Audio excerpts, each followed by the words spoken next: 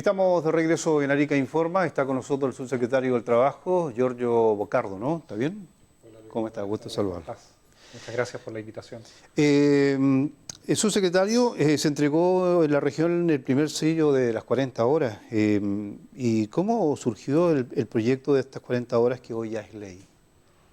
Mira, el 40 horas tiene una historia bien larga ya.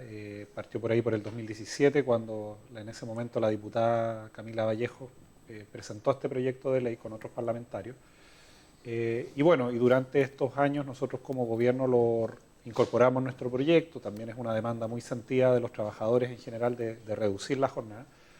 Y la verdad que a partir de un proceso de diálogo social muy intenso que implicó las 16 regiones del país, de hecho el año pasado estuvimos acá en Arica discutiendo con empresarios, con trabajadores, con sindicatos, fue tomando forma y la verdad que también, sobre todo después de la pandemia, creo también que la gente empieza a valorar mucho más su tiempo de trabajo y su tiempo de descanso.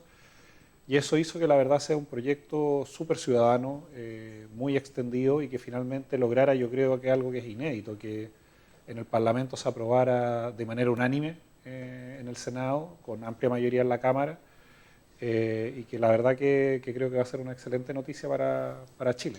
¿Cómo fue ese diálogo tripartito entre el gobierno, trabajadores, empleadores?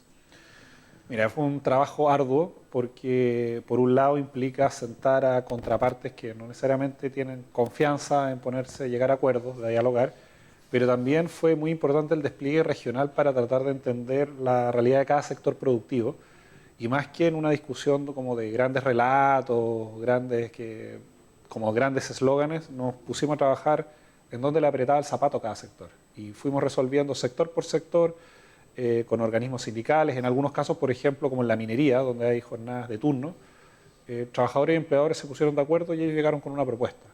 Y eso fue construyendo confianza que finalmente, después de mucha escucha, fueron prácticamente más de 6 meses, más de 200 organizaciones que participaron en estos procesos de diálogo, permitió llegar con un proyecto muy robusto y que requirió después de una tramitación en el Congreso, por supuesto, un diálogo con la oposición, pero que finalmente creo que llegó a un buen resultado. Pero creo que las claves fueron el diálogo político, pero también técnico, y escuchar mucho a los sectores productivos y sindicales, que son los que saben muy en concreto cómo es su jornada laboral y cuál era la mejor manera también de poder reducirlo. Ahora, esto se menciona que esta ley cuenta con responsabilidad económica. ¿Cómo se aplicará la gradualidad? Porque también tiene una gradualidad, ¿cierto? Enviado a las empresas de, de menor tamaño, que hoy día son las que, ¿cierto?, tienen como más dificultad de repente para implementar esta ley. Mira, para dimensionar un poco esta reforma hay que recordar en Chile han habido dos reformas de jornada. Una cuando teníamos el 2001 48 horas de jornada laboral y bajamos a 45, y esta, que baja de 45 a 40. O sea, esas son las dos grandes reformas que han habido en jornada en Chile. Y por lo tanto esta reducción de 5 horas requería de una gradualidad. O sea, todos los países que han hecho esto, Inglaterra, Portugal, Francia, entre otros, han reducido la jornada de manera gradual, con el objetivo de darle tiempo a las empresas que tienen más dificultades para irse ajustando en el tiempo.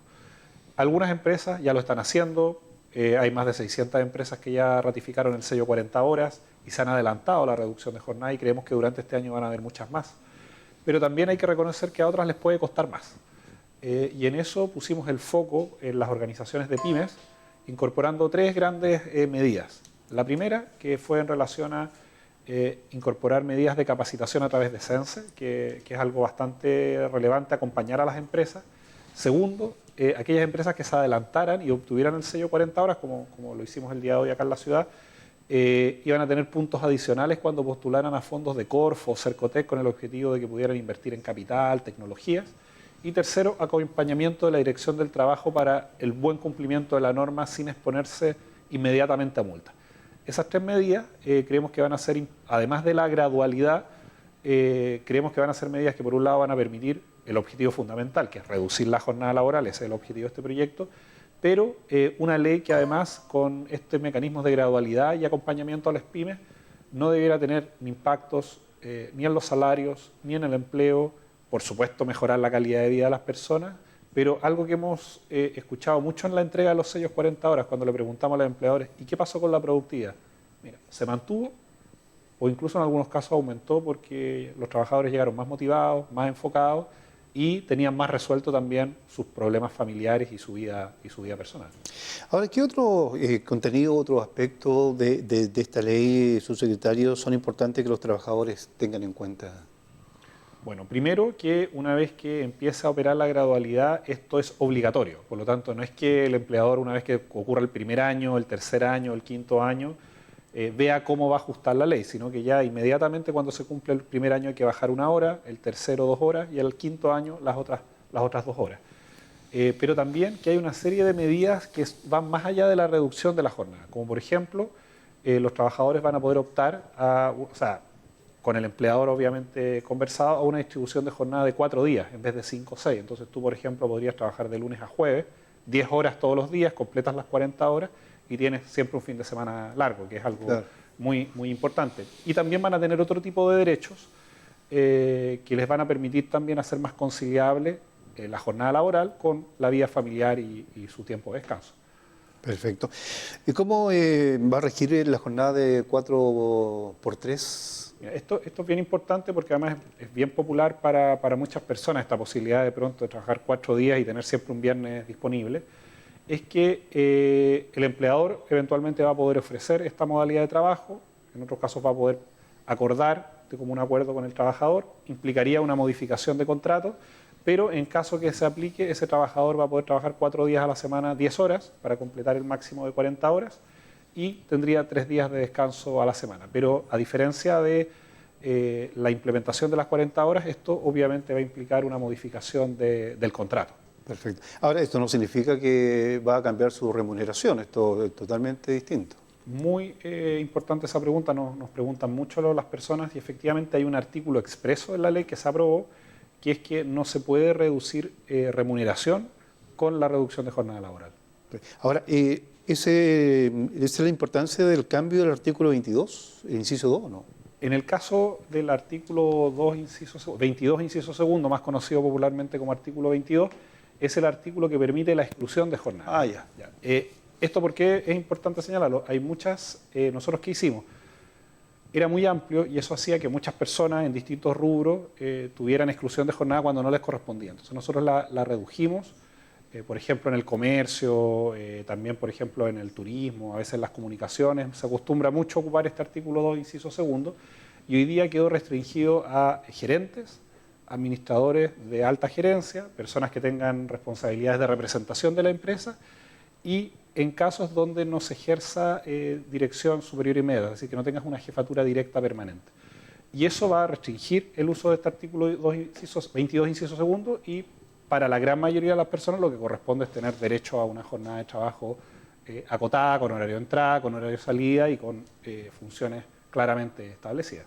Perfecto. Por último, subsecretario, aprovechando que está acá, ¿cómo ha estado la conversación de esta reforma tributaria, la reforma previsional que se está hoy día conversando en el Congreso con el gobierno y especialmente con la ministra del Trabajo? A ver, efectivamente, el Ministerio del Trabajo y Previsión Social y particularmente la Subsecretaría de Previsión Social han estado infatigablemente discutiendo y buscando que esta reforma avance. Primero hay que señalar que el principal objetivo del gobierno en esta reforma es que suban las pensiones. Eso se discute mucho de la industria, del mecanismo, si son las FP, no son las FP, pero el objetivo fundamental del gobierno es que las pensiones suban. Para eso se requiere, por un lado, elevar el pilar no contributivo, más conocido como pilar solidario o PGU, y el gobierno se ha propuesto elevarlo de los actuales 206.000 pesos a 250.000 pesos. Pero para eso necesitamos recursos adicionales para asegurar gastos permanentes y por eso es relevante una reforma tributaria o, como hoy día estamos hablando, un nuevo pacto fiscal.